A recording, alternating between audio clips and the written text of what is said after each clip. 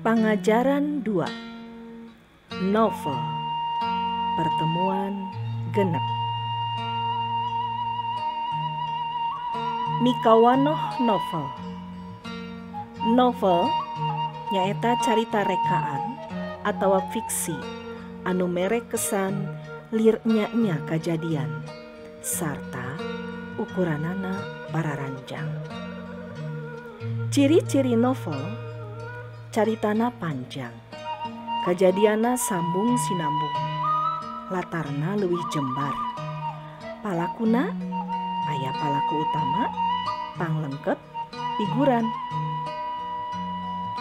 Unsur-unsur intrinsik novel. Hiji tema nyaeta ide pokok carita. Dua palaku nyaeta tokoh anu ngalalakon dina hiji carita. Dibagi jadi dua, aya tokoh antagonis sifatna bager sarta protagonis sifatna jahat. Unsur nu katilu nyaeta galur, dibagi jadi tilu, aya galur maju, mobok tengah, sarta ti heula panderi atawa sok disebut flashback. Unsur saterusna nyaeta latar. Latar atawa setting dibagi jadi dua, aya latar waktu jeung tempat.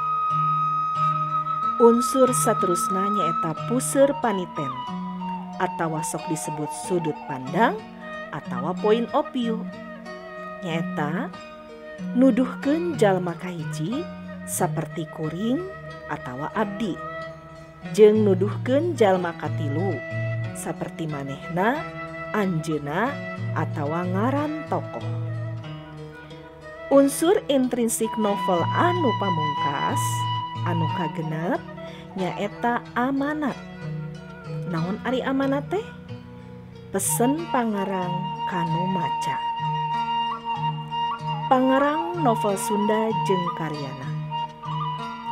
Novel munggaran dina sastra Sunda medal tahun 1814.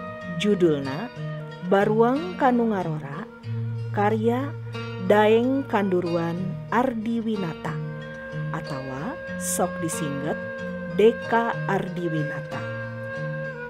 Lianti Deka Ardiwinata, pangarang novel Sunda sejena diantarana aya R. Memed Sastra Hadi Prawira anu ngarang novel Pangeran Kornel. Teras Muhammad Amri nu ngarang novel lain eta. Teras Taufik Faturrahman nu ngarang novel Patepung di Bandung. Teras Tatang Sumarsono anu ngarang novel Si Pasar, sarta Juhana nu ngarang novel Rusiah nu Goreng Patut.